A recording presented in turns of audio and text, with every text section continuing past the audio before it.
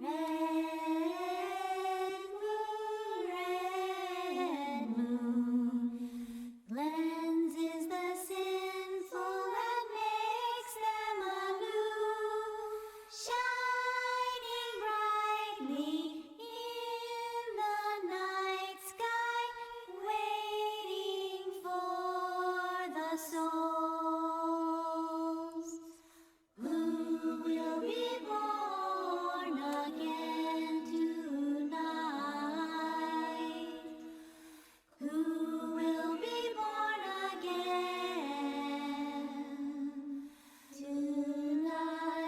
Be born again tonight.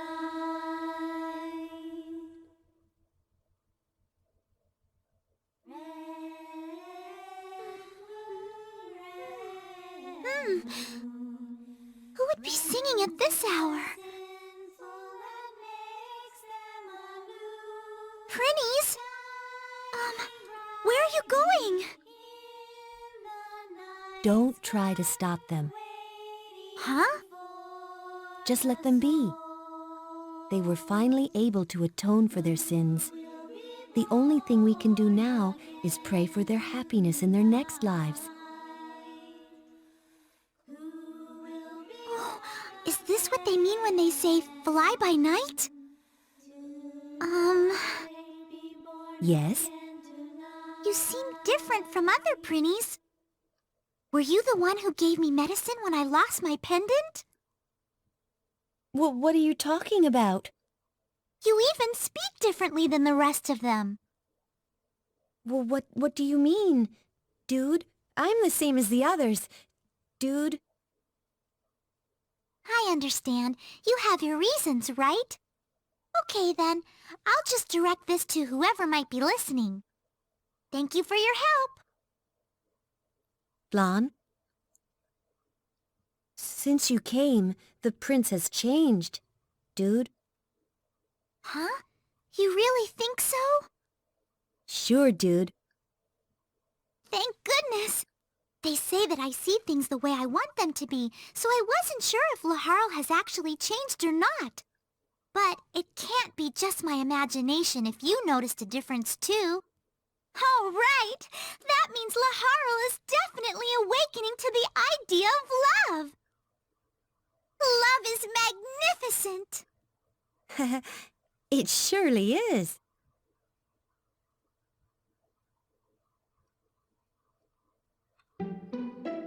Episode 8, Reincarnation.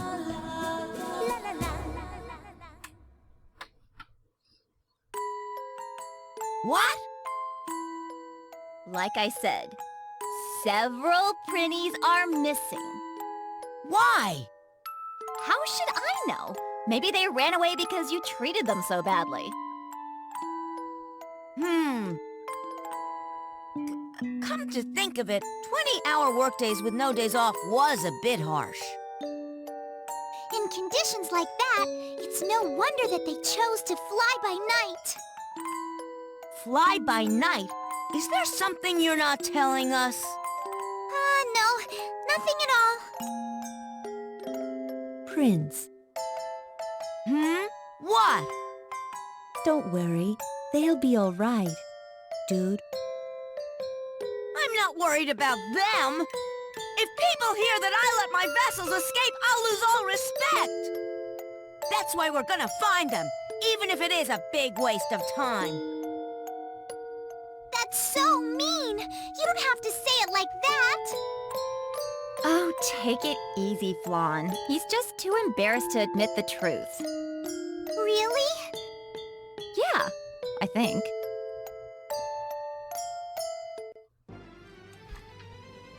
Hey there guys, PrinceLaharlkun here, and welcome back to Let's Play Disgaea Hour of Darkness. In the last episode, we finished up episode 7, and we helped out Aramis with his problem. And in this episode, you know how if you're reading a book, or watching a movie, or playing a game, you have those moments where there's a specific part that just, it's so meaningful or great, that's the moment that you realize that something is your favorite?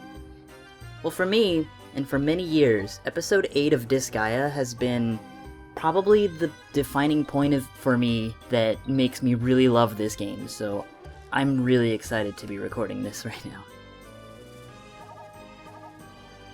I guess that is true. Yeah, I would know about that. Oh. Okay.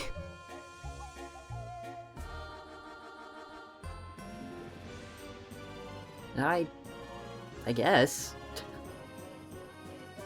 Oh, vassals. It's like they just kind of ran out of things to talk about. Oh. I forgot you did that. Thanks. That's really helpful.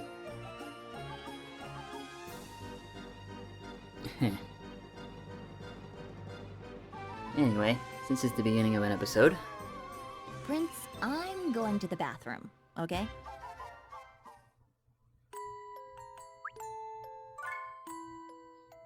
More and more is coming back to me with each passing day. I remember the time the king and queen first met. A demon falling in love with a human. I felt like the king was going somewhere out of my reach. His happy face. The first time I saw his smile, my heart ached.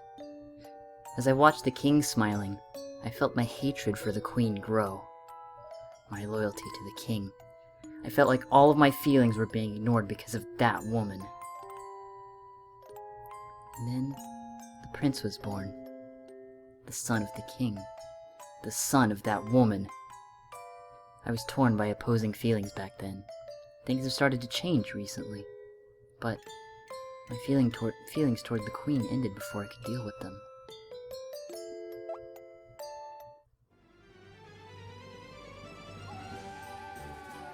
So that explains a lot of the reasons as to why Etna really feels the way she does. I believe, lastly... Oh, thank you, Zombie. That's good to know. And that isn't really a hint. So I think for this, we should be alright. I overdid it a little bit with the grinding, and Laharl is now level 47. And off-screen, I did in fact go back and steal the items I said I was going to. They're actually very useful items for this point in the game.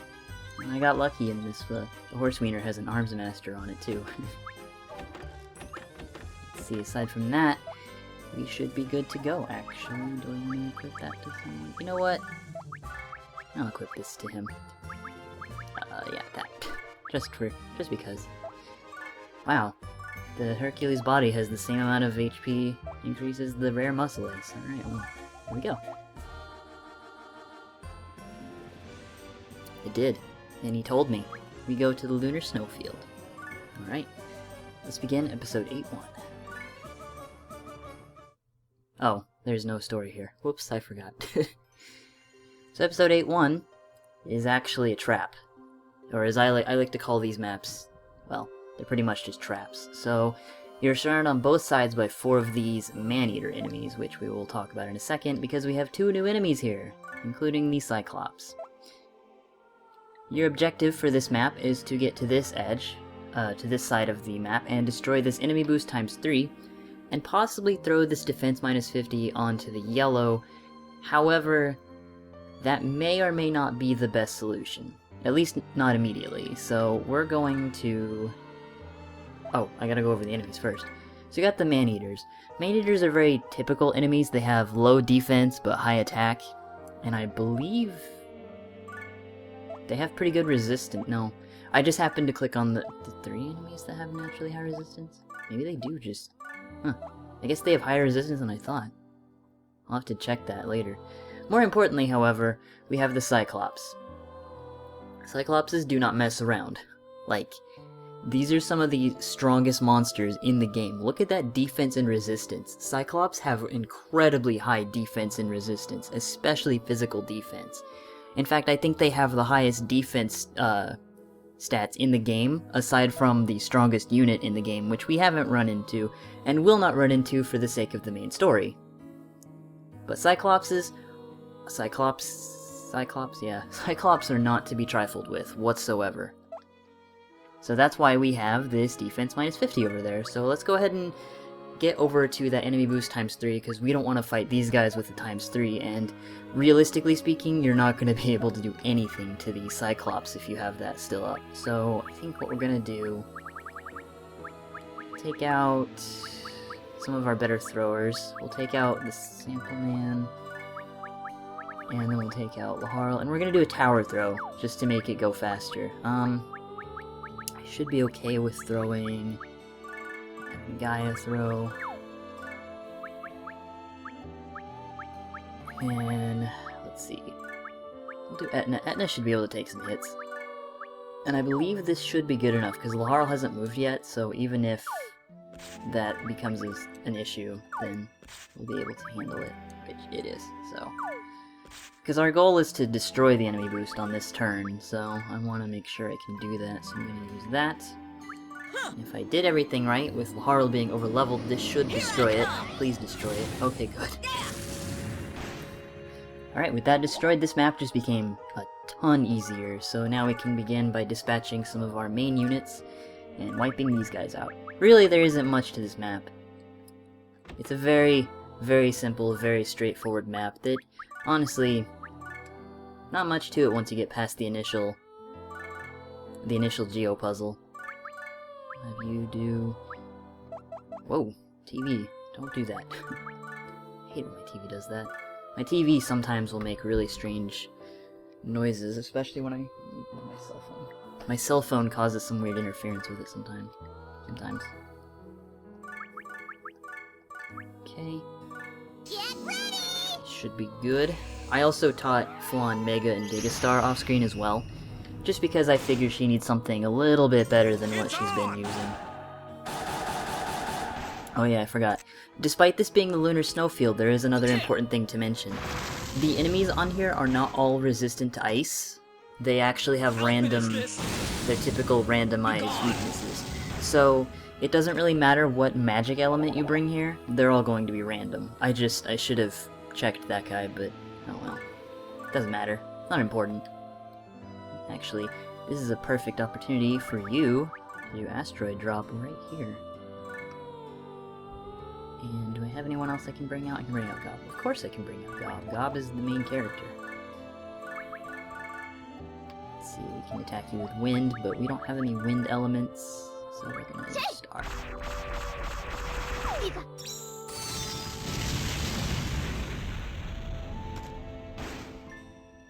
Perfect. You know, in my practice run, I actually have a Ronin with a spear, and I never realized just how truly good the Ronin Samurai class is. Like, they are insanely good.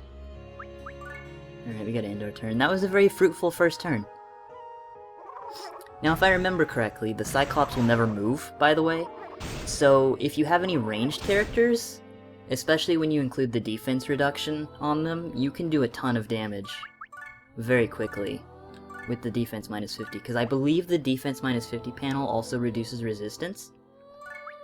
Because if you notice also, the Cyclops has a move of 2. These things ain't moving.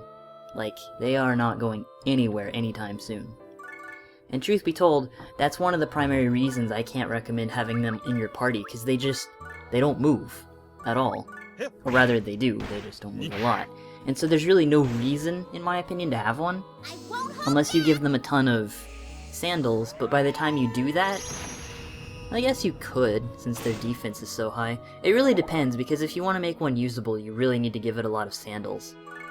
Actually, I'm gonna see, since I have Laharl overleveled, just how good this will be. I don't remember if Windcutter does more than Overlord's Wrath. I'm fairly confident that Overlord's Wrath is stronger. Alright, this should finish him.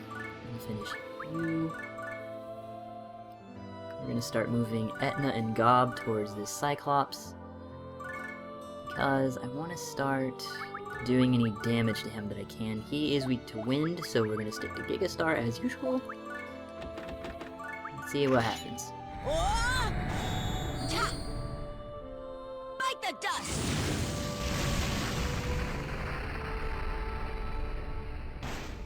Whoa, okay, Laharl.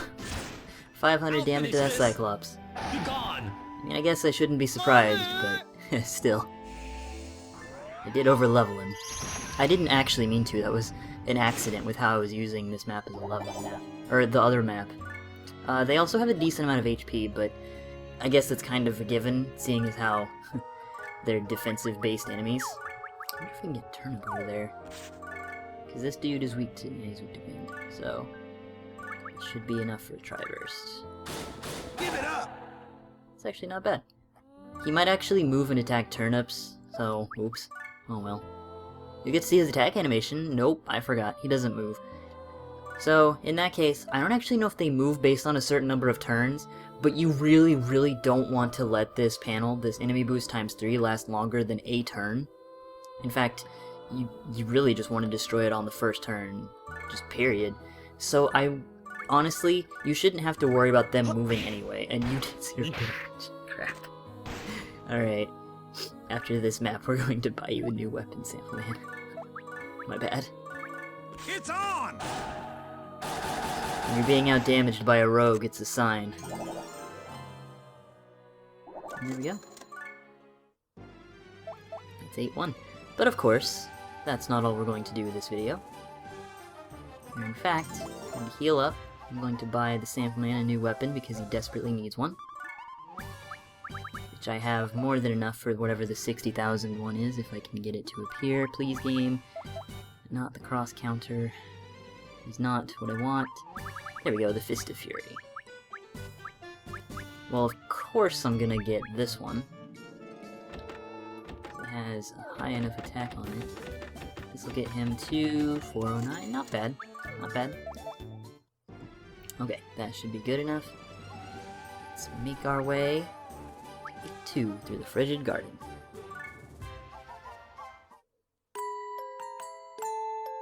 Hey! Hey, you! Me? Yeah, you! You really don't know anything about the Prinnies? You've been acting weird ever since this morning. I don't know anything, and even if I did, I wouldn't tell you! What? Prince Laharl, I have a name and it's Flan! It's not Hey or You! You have never called me by my name, not even once, since the first time we met! So, what's it to you? People's feelings are delicate. They can be hurt by just the slightest insult. Laharl, you are too inconsiderate. You should approach people with more love. The Prinnies ran away because you have no love. What? You stupid love freak! Who do you think There. That's the attitude I'm talking about. You'll never become a respected overlord with an attitude like that. Lon, that doesn't seem like the kind of advice an angel should be giving. Ugh! What do you know about being an overlord? Forget it, I'm not talking to you anymore.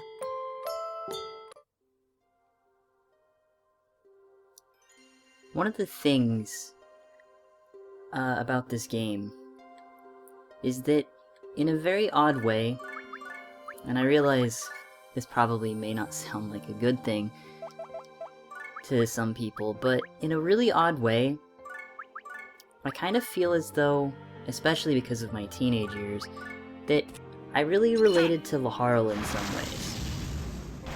When I was really young, I was that kid who, you know, I became very heavily bullied because I was a nerd, and back in the day, video games were not something that you generally celebrated enjoying, and life was generally really difficult for me with people. And when I was a teenager, all of those feelings that I had regarding that sort of thing they kinda caught up with me, and I had this weird period in my life where I had a hard time really liking people and trusting people, and around the time that I played this game, I was probably, let's see, this came out in 2002, 2003, I was at least 12 when I played this game for the first time. And that was kind of the weird thing, is that I never really believed in my entire life that I would ever be accepted. Because at the time, the only people that I really actually had the chance to talk to or become, or even get to know, was really just my parents, because I was, and still continue to be to this day, short and skinny, and that was just something that naturally, especially back in the day, was something that a lot of people would bring to my attention and love to make fun of me for.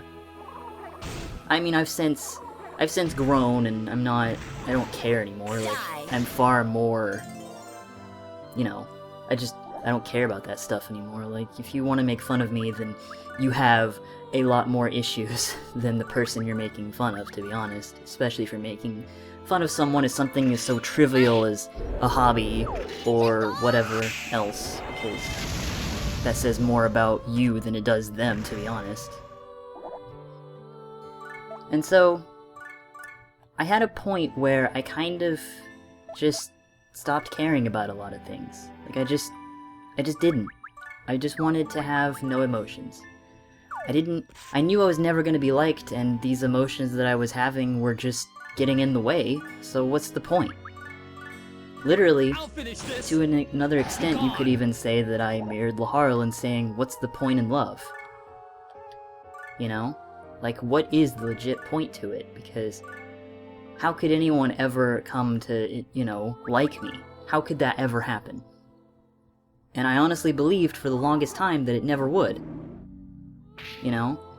So, it's very weird then, playing a game that's so incredibly funny and silly, and then there's just this one particular character who, as much as I hated to admit it, and as much as I never wanted to because of how absolutely crazy and silly this game was, that I related to this character. Because I thought, that shouldn't be the case.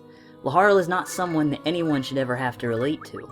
Laharl is not a character that was ever probably intended to be relatable to, and yet here I am, in my super angsty teenage years, and I end up relating to a fictional character in a video game. Be gone.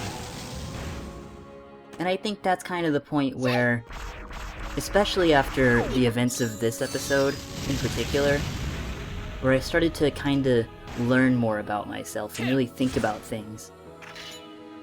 And I know that's super campy, and that's super sappy, but, you know, if you've been following me for any period of time on this channel, then you already know that I am very famous, or infamous as the case were, for being more of an emotional type person than the average person, and I'm not afraid to admit it, since I just did so in a silly video about a silly video game that has aspects of seriousness to it that honestly aren't even really the focus.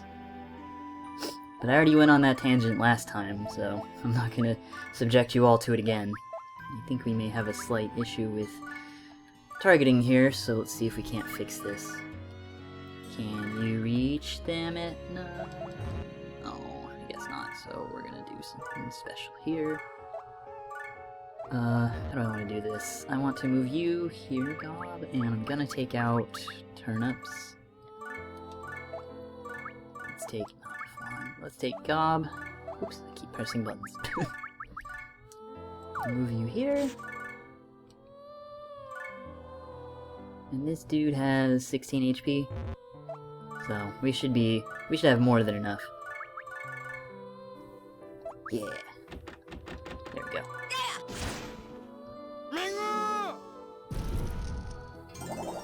And there you go. That's 8-2.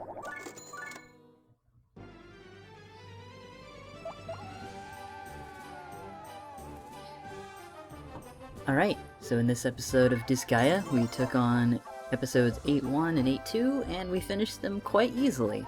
Episode 8 is a shorter episode in Disgaea, so as a result, it only goes up to 8-4, so there won't be much of this left, so.